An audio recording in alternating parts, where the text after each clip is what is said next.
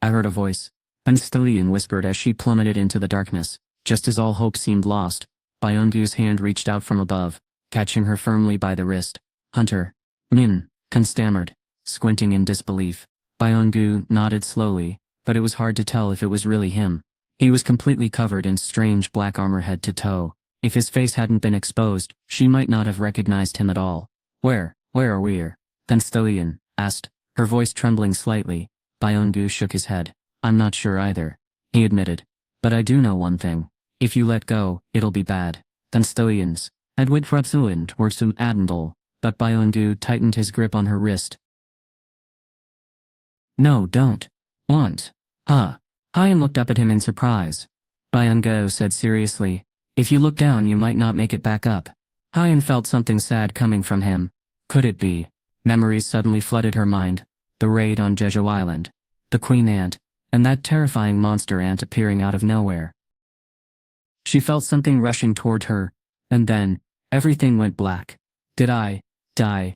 Bind shook his head. Not yet. Then what about you, Hunterman? Bind didn't answer. We're running out of time, so let's skip the small talk. This was probably his last chance. If Byung-goo missed this moment, his message would vanish forever. He said urgently, please tell Hunter Sung. Hunter Sung. Hunter Sung. Hunter Sung. Hunter Sung was confused. Why was he bringing up someone else now? He needs to be careful with the power he has.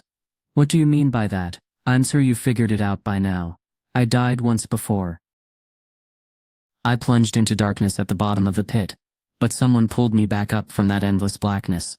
Who was it? Hunter Sung. Byung-goo replied with a serious face. Hane's eyes widened in shock. Sure, Jin-Woo was an amazing hunter and all, but how could he bring someone back to life? Bide, continued his story calmly. But when I came back, something felt off. I wasn't myself anymore. I was wide awake and knew who I really was, but it still felt like I'd do anything for him. It was like I had become his loyal servant, living only to serve him. She swallowed hard as the truth hit her. It was obvious who Byung-goo meant. It was scary, she admitted. Just how happy that idea made me. Byung-goo's face twisted in bitterness. Please let Hunter Sung know. Byung-goo said, his face serious. His power is stronger and scarier than he realizes. He needs to understand. Byung-goo remembered the creepy sight from when he first turned into a shadow soldier. Behind him stood tens of thousands, maybe even millions of soldiers in black armor, silently waiting for their king's commands. Just as Byung-goo met the general's gaze at the front of the army, everything went dark. When he opened his eyes again, Hazen was standing right there in front of him. Byung-goo had known what needed to be done, and he had to tell Jin-Woo about the terrifying power he possessed. During their brief mental connection, Byung-goo had glimpsed the truth behind Jin-Woo's ability and his army. Sensing time was running out, Byung-goo shouted, remember this, Hunter Sung's army is suddenly. A bright light from above surrounded Hyen, and Byung-goo's expression turned grim. His true army is. His voice boomed, but there was no one to hear him. The emptiness swallowed his words whole, leaving only silence. That was the end of Hazen's memories, or at least what she could remember in fuzzy fragments that had recently resurfaced in her mind, like a hazy dream. Jin-Woo listened intently, his face turning serious as the weight of what he heard settled in. Could it really be true? A soul teetering on death crossing paths, with one who was already gone. It sounded impossible, but somehow, it felt real. Could it be a false memory caused by stress after nearly dying? Jin-Woo shared this idea thoughtfully. I've actually thought about that too, he said. She had waited a few days before bringing it up with him. Jin-Woo nodded understandingly and handed her his phone. Want to swap numbers? If you remember anything else, let me know ASAP. The person asked. Hayan nodded and smiled. Sure, I can do that. Her smile returned, and she looked a bit happier than before. Meanwhile, Japan was in trouble. They'd lost more than half of their top fighters and needed help fast. So they asked other countries for assistance. But the response was icy. Other nations weren't quick to forgive. They remembered how Japan had ignored Korea's crisis until it hit their own shores. Now things took a turn and help wasn't coming easily. The United States decided not to send their top hunters to help other countries. And even China, which has some of the strongest hunters in Asia, turned away from Japan.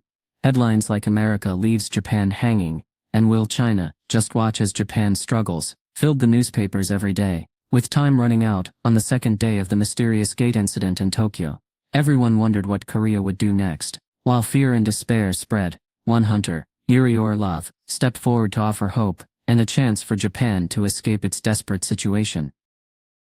A top-tier Russian hunter reached out to Japan's government, inviting them to kick off some talks. President Matsumoto didn't waste any time. He hopped on a plane and headed to Russia. Yuri, though, didn't bother meeting them at the airport. Instead, he invited them to his massive house, where they'd chat in the cozy living room. "I'm Shigeo Matsumoto," said a tall middle-aged man, with neatly styled blonde hair. He flashed a confident smile as he introduced himself. Yuri Orlov spoke up. "I'm pretty sure you already know this, but I'm the best support-type hunter around." With that, they sat down to talk. Before the meeting, Yuri had asked for info about the gate. Now, he flipped through the pages as soon as they were handed to him. As time passed, he nodded to himself, crunching numbers in his head. 10 billion yen per day. The Japanese representatives gasped at the outrageous demand, except President Matsumoto, who calmly raised his hand to silence them.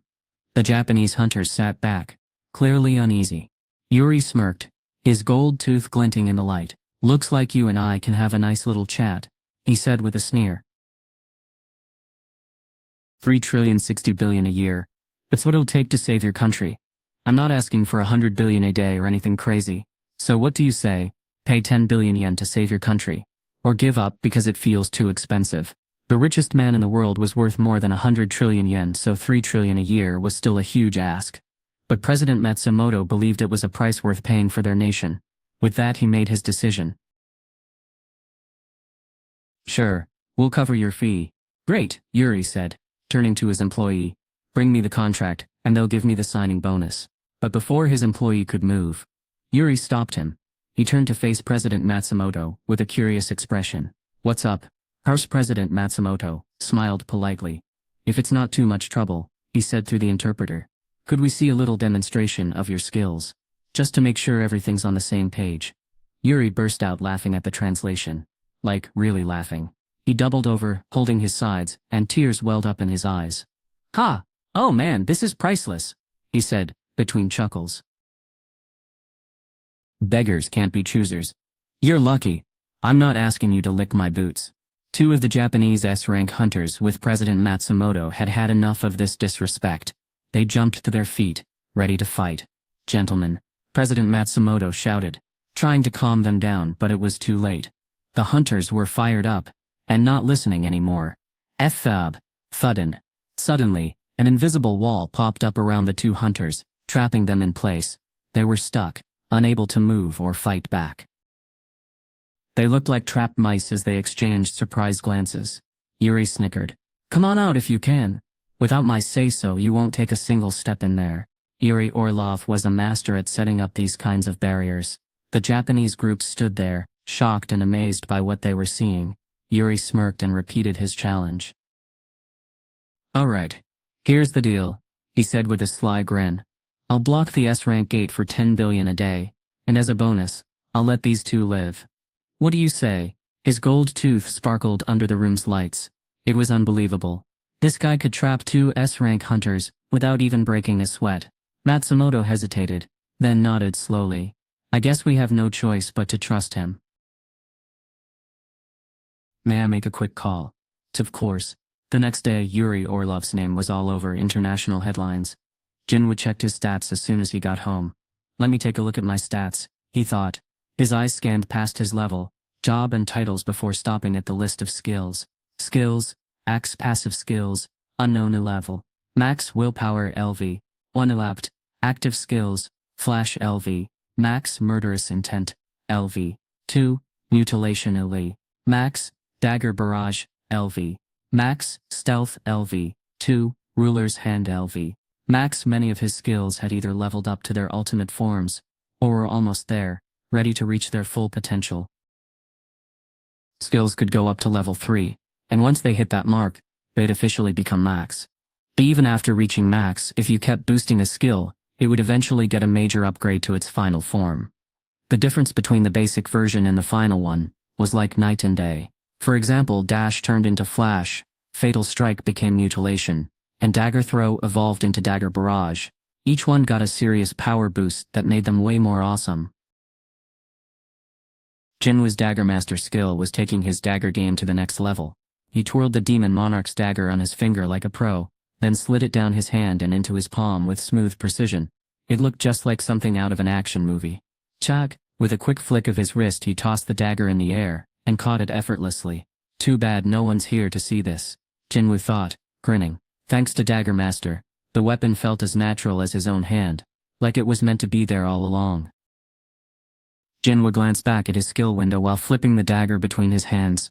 Looks like I can only really focus on murderous intent and stealth, he thought to himself. His willpower was still stuck at level 1, and it seemed impossible to upgrade. Off passive skill, no mana required. Meant you have endless willpower. When your stamina drops below 30%, willpower activates, reducing the damage you take by 50%. Willpower only kicked in when Jin-Woo's stamina fell to 30, but he couldn't risk his life just to boost one skill.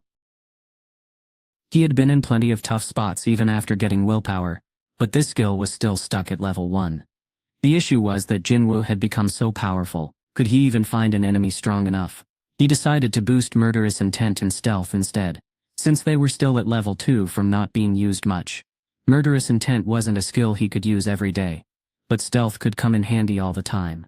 His eyes landed on something weird at the top of the skill window. What was this unknown thing in the passive skills section? Jin-Woo had this unknown skill ever since he became a player, but he still didn't know what it did. He thought maybe he just needed to wait for it to be revealed, but as time passed and nothing happened, he started to wonder if there was more to it. Was there something else he was missing, like a secret requirement? Jin-Woo couldn't help but feel excited about it, since it had been at the max level from the start. His curiosity never faded. He kept staring at that unknown skill, hoping for answers. After a while Jin-Woo shook his head and scrolled further down to check what he really wanted to see. Just below his regular skills, Jin-Woo noticed something cool. His job-exclusive skills had leveled up today. They were now job-exclusive skills, active skills Shadow Extraction, LV, 2, Shadow Storage LV, 2, Monarch's Domain LV, 2, Shadow Exchange LV, 2. Jin-Woo was curious to see how much they'd improved. He checked all of them except Shadow Exchange, which he had already looked at earlier. Here's what he found. LV, Shadow Extraction, LV, 2. This is a special skill just for his job. It doesn't use any mana. When someone dies, this skill extracts their energy and turns that energy into a shadow soldier. The chance of failing to extract shadows grows if the target is strong or if too much time passes after their death. Jin-Woo's active shadow extraction just got a big boost now. He can summon up to 1/300 shadows. Reaching level 2 really made a difference. Thanks to this upgrade there's now a better chance for shadow enhancement, which could make his shadow army even stronger and more powerful. The special power-up boost made it more likely for a shadow soldier's level to jump up right after leaving a dungeon. Just like I suspected. It wasn't just luck that Jima, a super powerful magic beast, showed up at level 13.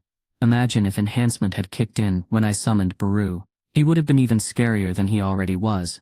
People always say humans can never get enough. Jin-Woo grinned as he checked his shadow storage in Monarch's domain. Awesome, Jin-Woo exclaimed to himself as he closed the stat window with a grin. Each of his skills had gotten way stronger, and some new boosts had been added. His progress as a hunter might be slowing down, but knowing he could still push further thrilled him. He was ready to go even higher. Every little improvement got him pumped up. He could hear the excited thump-thump of his heart. Jin-Woo sheathed his dagger and placed a hand on his chest. But then he remembered what Hain had said, just hours before, how huntermen found this whole thing super scary. That made Jin-Woo wonder, why would anyone think that was terrifying? Hunterman had told him to watch his back, hinting at a power so intense it was almost scary. But what exactly did he mean? Was he talking about the system? Jin-Woo had been pretty freaked out at first. Things were getting weird, and this strange new power inside him was changing everything. He'd worried that the system might be causing all these spooky things to happen. But as time went on, Jin-Woo started to get used to it. The system didn't seem so terrifying anymore. In fact, he began to see it as a tool, something that could actually help him out in tricky situations. And honestly, it was kind of cool having this power at his fingertips. It was pretty worrying that so many mysteries were still unsolved. Jin-Woo looked up at the empty space. "What in the world are you?" he asked. But there was no response. He tried again. "Isn't it about time you answered me?" Still silence. Jin-Woo decided to check his inventory. Inside he found a shiny black key labeled item, Cardinal Temple's key. A message appeared saying the acquisition difficulty would be revealed. After some time passed, the countdown showed 2049 days, 25 hours, and 7 minutes left. This was clearly an invitation from the system. A week had flown by, leaving less than 250 hours on the clock. What would he find? Jin-Woo felt both excited and curious. His heartbeat picked up speed again, so he stopped holding onto his chest. He made a plan to get everything ready before time ran out. Jin-Woo snatched his phone and dialed quickly. "What's up, boss?" Jin-Woo answered with a grin in his voice. Jin-Woo didn't waste time on small talk. "Hey, Jin-Woo," he asked. "Yes, boss. Can you book all the high-ranked dungeons in the area starting tomorrow?" There was a pause before Jin-Woo replied excitedly. "Will do, boss." Meanwhile, Yuri Orlov, the S-rank hunter from Russia, stepped off the plane in Japan and was instantly surrounded by a huge crowd at the airport. He smirked, thinking it looked like a line of ants marching in unison. A group from the Hunters Association of Japan walked up, looking down in shame. They needed help from someone outside their country to stop a disaster, and that was embarrassing. Just a few weeks ago they had criticized Korea for the exact same weakness. Now here they were, doing the same thing. None of the association members, including President Matsumoto, could look up. They were too busy thinking about how they used to act. If only we hadn't lost those hunters on Jeju Island. President Matsumoto bit his lip nervously. Then, a loud voice rang out. "Yuri Orlov." Someone shouted, "It's Yuri." Reporters from all over the world started snapping pictures like crazy. Click, click, click. Yuri flashed a big smile, showing off his shiny gold tooth. The paperwork was done super fast. The Japanese government's first request. They wanted Yuri to calm down their worried citizens. Yuri agreed without hesitation. They called him the savior because he had blocked a huge number of gates to stop dungeons from breaking out into the world. He didn't let the nickname go to his head, especially since it came with a lot of money and fame. "Are you ready, Mr. Orlov?" someone asked. "Of course," Yuri replied. That night, they rushed him to a TV studio. The whole country tuned in to watch his interview. The host smiled and said, "So Yuri, how exactly do you plan to stop this gate?" Yuri shrugged. "Like I always do," he said with a grin, sounding totally calm. He held up his hands and traced a huge circle in the air. "I'm going to create an enormous divination circle around the gate," he said with a grin. The camera zoomed out to show the Shinjuku gate, and suddenly, a glowing 3D image of the circle appeared over it. "Once I channel my mana into it, get ready. This is gonna be epic."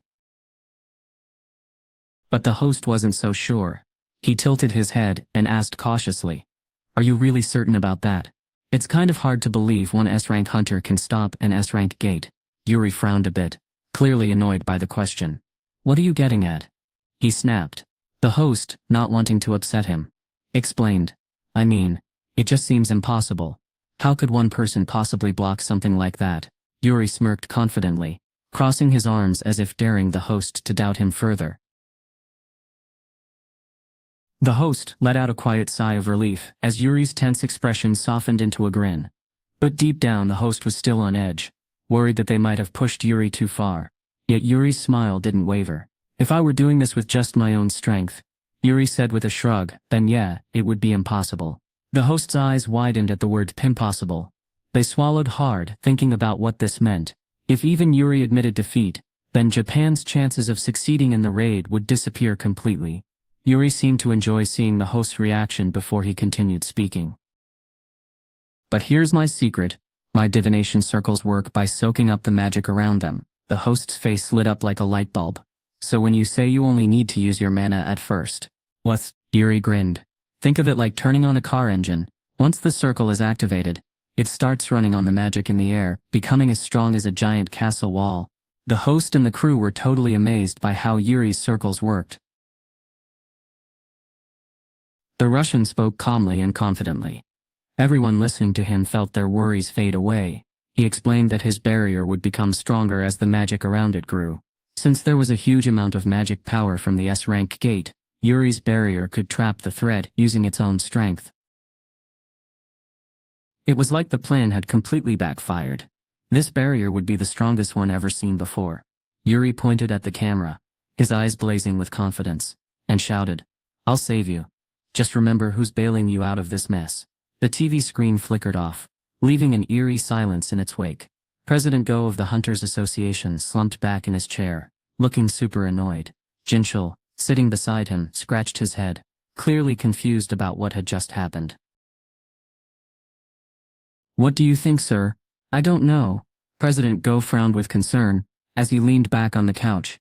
He wasn't the kind of leader who would laugh at someone else's bad luck. Unlike a certain Japanese man, but helping this neighbor, especially if it put his own country in danger, that wasn't something he was willing to do either. "I'm not sure if Yuri or Love can block the gate," President Go said, his sharp eyes narrowing as he thought deeply about the situation. President Go looked at Jin-Woo with a questioning expression. Jin-Woo quickly realized how his words might have sounded and shook his head. "I didn't mean I was happy about what's happening in Japan or anything like that," he said. He paused for a moment before adding, "What I meant is, it's just a relief to know we have someone strong we can count on." President Go nodded firmly, clearly agreeing with him. Jin-Woo didn't need to say the hunter's name, just knowing he was around made everyone feel safe. "Oh right? How's he doing these days?" Jin-Woo handed his boss a piece of paper listing all the high-ranking gates that had recently popped up in Seoul, and the surrounding areas of Gyeonggi-do. "Why are you giving me this now?" Do you see everything circled in red?